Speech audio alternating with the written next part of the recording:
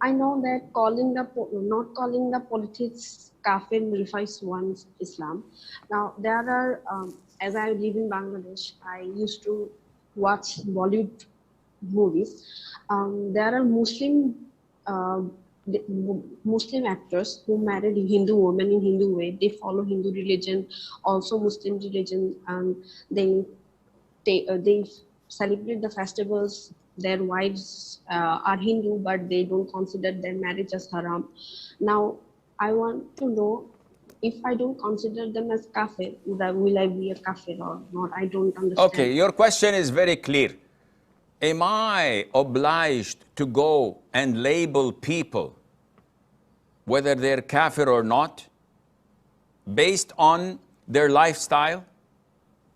This is your question. And unfortunately, you have a lot of issues. Number one, it's your sin to watch such Bollywood stars.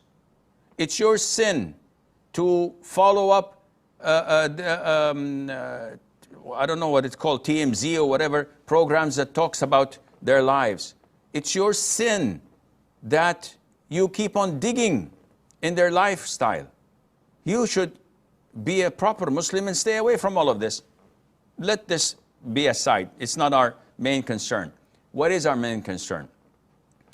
I have an option, either to say that this actor who's married to a Hindu actress or a woman who has idols in his home, who has this and that, and he says, it's up to my children whether to grow up Muslims or Hindus. I have an option, either to say he's a kafir, or he's not a kafir, he's a Muslim. Now, assume I took one of these decisions, and on the day of judgment, Allah Azza wa Jal is holding me to account. Why did you call him a kafir? I would say, for the following reasons, O Allah, 1, 2, 3, 4, 5. What is my stance then if Allah said to me that, yes, but this guy was ignorant, this guy was delusional, this guy had 3 muftis with longer beards than Sheikh Asim telling him that what he's doing is right, and he has no knowledge in the Quran, and everybody around him was telling him that this is part of Islam. So you gave takfir to someone who's a Muslim, but he's an ignorant. What are you going to say? This is stance 1. Stance 2 is, you come on the day of judgment and say, what do you say about this person? Allah is not going to ask you, why didn't you label this actor as a kafir? Because you're not a judge. This is not your mission and vision in Islam, on earth. Your mission and vision is to worship Allah Azza wa Jal, not to go around and say, okay, Abdullah is kafir, Muhammad is not, Ali is kafir, Ahmad is not. It's not my job. I'm not the religious police. So if Allah will not ask you about him, and even if he asks you about him, you say, I don't know. I don't know the guy personally. I just read an article on a newspaper. Maybe it's true, maybe it's wrong. So I refrained. Is Allah going to punish you? The answer is no. Then what's the moral of this answer? The moral of this answer is, number 1, it is not your job to hold people accountable or to label them. Now, is what this person doing right? Definitely not.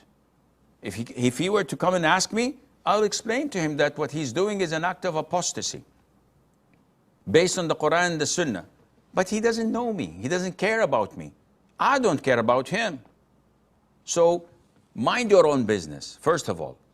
Second of all, third of all, who's counting? I don't know. The third point or the fourth point or whatever is that a lot of the Muslims take this one of the nullifiers of the 10 nullifiers of Islam, and they say who does not label a kafir as a kafir is a kafir. And they start whispering to themselves and getting these OCD intrusive thoughts. What are you guys doing? You're killing yourselves. Said, oh, we found this in one of the 10 nullifiers of Islam. But it's not practiced as you think it is. In order to label someone as a kafir, there are conditions that must be fulfilled. If they're not fulfilled, he's not a kafir. And there are obstacles that must be eliminated. If they're not eliminated, he's not a kafir. Have you done this exercise? Nope. So you're just shooting from the hip? and classifying people to be, yeah, Sheikh, but he's married to a Hindu. It's none of your business. You don't know why he married her. You don't know if he knows it's haram or not. Therefore, I advise my brothers and sisters to stay away from giving takfir to people. It's not your job.